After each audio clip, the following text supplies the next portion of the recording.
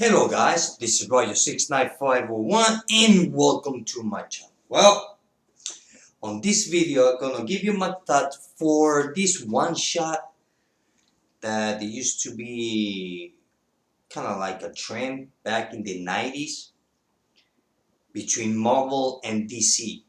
Crossover, just one shot, prestige format comic book. And I'm talking about Spider-Man and Batman. Check out this cover. Now, what is so great about this cover is it's kind of like if you rub your fingers, feels like uh, kind of like if it was 3D. I know there's a name for it, but to be honest with you, I don't know. I do not remember, but I don't know if with the glare you can see it, kind of like sticking out. I don't know. You can see kind of like if it is 3D, not a 3D picture. I don't know what it's called. Anyway, okay. So this is done by, and this one is from 1995. Yep. And this is done by G&D Matisse, which is the writer, and the penciler is done by Mark Bagley. Yep, he used to be the main guy. Mark Bagley used to be the main guy. He used to write and pencil Amazing Spider-Man for many years in the 90s. And the inker is done by Scott Hanna and Mark Farman. Well, this is a story, a crossover, like I said before, between Marvel and DC. Okay, the story. Well, the story is very simple and I can say it's a little bit dumb in a way, but not to the point where it's unreadable. I would say it's kind of like think of it like a popcorn reading. You know, you're kind of like, well, I don't feel like reading all those books that I'm buying this week or last week. So I kind of feel like reading something out of the ordinary. And this is what it is, more or less. So the story starts is a comparison between Spider-Man's origin and Batman origin. I have to say that the art by Mark Bagley is awesome. You can see here. But what is more awesome is how he wrote Batman. I mean, it's just amazing. Look at that. Look at this Batman over here. That is done by Mark Bagley. Look at that. Just amazing. I love the way that the cape looks. Just awesome. I mean, just it's an eye candy. So the thing is, the story start the comparison origin story from Spider-Man and Batman, like as I said before. So we get a little backstory what happened to Spider-Man and with Uncle Ben, and we see Batman with his parents dead. Basically, it's kind of like more or less the similarities of the pain that they went through. So from there we go to New York City, where we see Cassidy, that he's kind of like in a crystal cage in the prison, and he escapes, like always, as you can see here. Look, I mean, the art and the color, I just love the color. Look at that. Just awesome. So the thing is that being tired of what's been going on, this woman shows up, this blonde woman over here, forgot her name. She come up with a technology to kind of like put a computer chip in the brain to make them more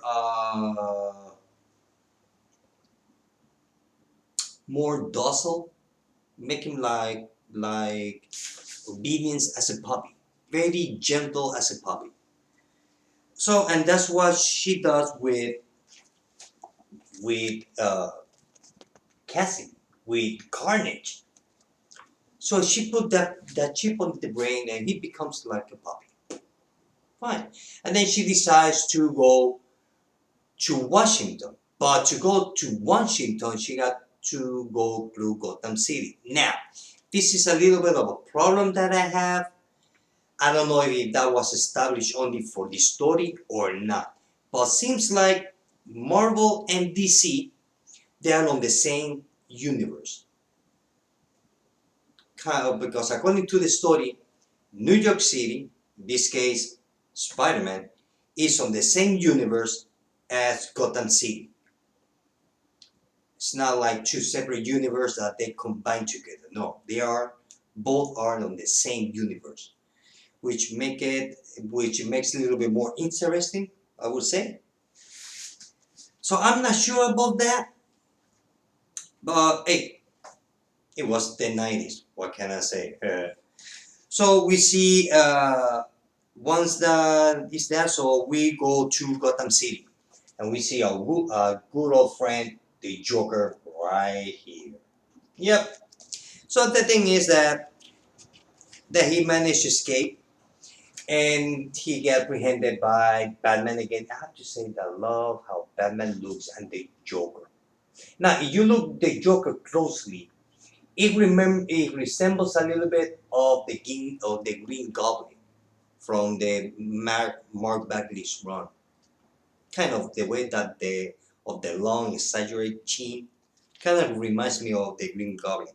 So the thing is that she go to Gotham City, and this lady she take Cassidy to Arkham Asylum to say, look, this is a crazy man in New York City. I'm talking a serial killer who love to kill, which is Carnage. And I put that computer chip on him, on his brain, and he just docile and calm as a puppy. So she wants to do the same thing with the Joker. And actually she does do that with the Joker.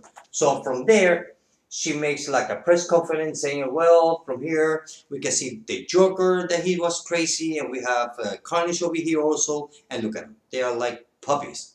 So I'm gonna take him to Washington because she wants to meet with the president and some other leaders, organization, blah blah blah, to get that more, to implement that technology on everybody. I guess everybody that is crazy or mean or whatever. The thing is that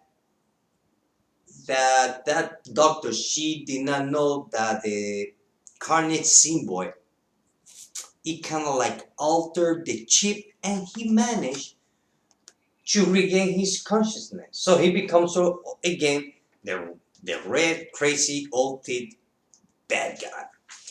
So he escaped and takes the doctor and the Joker to him.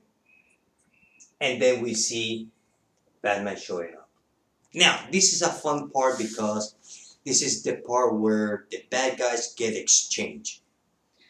So we are used to see Spider-Man fighting Carnage, Batman fighting the Joker. Well, here they put Batman fighting Carnage and Spider-Man fighting the Joker, which is fun. So the thing is that Batman shows up and try to start fighting Carnage and try to save all those people. Carnage tried to kill the doctor, and guess who shows up? Spider-Man. So to make the long story short, Carnage and Joker, they escape. And Batman, he's all pissed off. They say, well, what are you doing in my city? I mean, this is my city, not yours. This is not New York.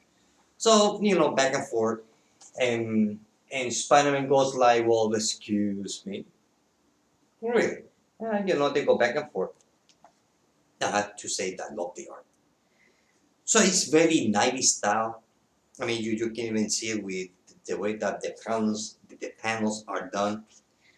So the thing is that now this is a great panel over here that I wish that it would be done in a poster.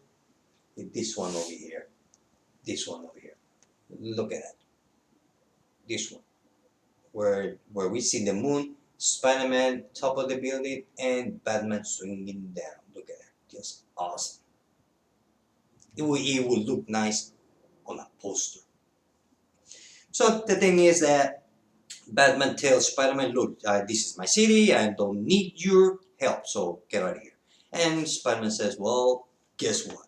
You're gonna use my help might help whether you like it or not. So the thing is that we see that Carnage with the Joker, he's trying to use, he's using his symbiote to go through Joker's nose all the way to his brain to kind of like dismantle that chip. So that way the Joker becomes, well, the Joker that we all love to hate, which is over here. Look at that. So he's went back crazy. The story is very simple. It's kind of like if this story was have done today, I would say that it can be done easy to a two-parter because it's kind of like they couldn't have done a lot better story if they were making in a two-part story. But since they're only making it one comic book, even though that is prestige format, but still 32 pages anyway. So it's kind of like cramped. The story feels cramped in a small space. So so the thing is that we go to the Batcave. We see Batman checking out his computer about information about Klaus Cassidy, the Carnage. And then the thing is that we see that they find the doctor. We see, that finally the Joker and Carnage become team up. They decide to become buddies in crime alley, kind of. Look at that, awesome. Two crazy people trying to get along together. They becomes buddy. So I don't know how that would work. Joker that is crazy, unpredictable, and Carnage that is crazy and more unpredictable. So I don't know how those two they can live. They can be close to one another without killing each other because they're both unpredictable. So anyway, so the thing is that kind of like a Joker and the Carnage has kind of like a competition which can outdo the other one, do it more crazy, killing or more fashion bright schemes. So and we know that Carnage doesn't have much patience with the Joker's sense of humor because Joker's sense of humor is kind of after a while it gets on your nerves. So the thing is that now this is awesome. We get to see the classic Batmobile. I'm checking from 1938 maybe or 1940. And not only that, we get to see Spider-Man riding the Batmobile with the Batman. Look at it. Right here. Look at it. And we see Batman and Spider-Man on the Batmobile. Awesome. Just awesome. So the thing is, now this is an awesome panel over here. Just I love the way that Mark Bagley draws Batman. It's just amazing. Just awesome. So the thing is that they team up together and the fight starts.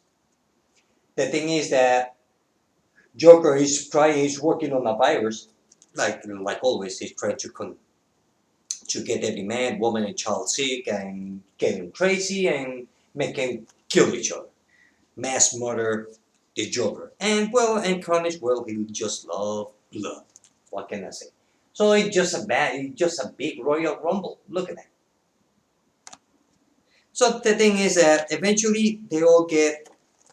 Batman finds a way how to beat the Carnage, believe it or not, and the way that Spider-Man beats uh, the Joker. Well, since the Joker, he's just a human being. So, but I have to say, look at this page over here. Wait, let me see. Yeah, this one, the big fight between Batman and Carnage. Look at it. Look at it. Just amazing. Just great. And we can see here the fight between Spider-Man and the Joker. Check that out. And this is the end. Look at that. Amazing. Just awesome. So the story is just simple story, and the only fun part about it is when they exchange bad guys, and that was it. And it's just the thing that is the where Spider-Man and Batman kind of like I said before on this video, kind of like feels like Batman and Spider-Man are all the same universe. But other than that, it's a fun popcorn story. You want to read something out of the ordinary, out of a continuity, out of being out of everything. One of these 90s one shot Marvel DC crossovers, United Universe, whatever you want to call it. Now this is awesome. The back part of the book, look at that, awesome. So, like I said, it's just simple short story.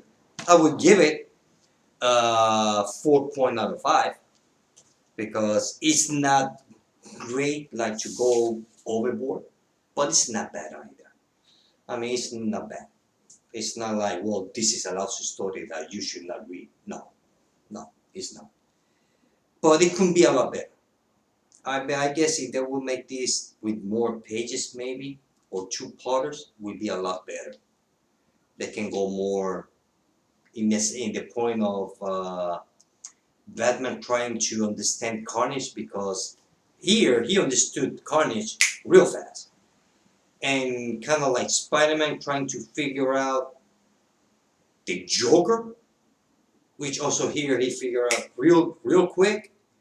So it's kind of like I said, it was a long story cramped in 32 pages. But other than that, it was a fun story. And like I said, I would give it 4 out of 5. Like the cover. Well, guys, this is it. I hope that you like this video. See you later. Bye.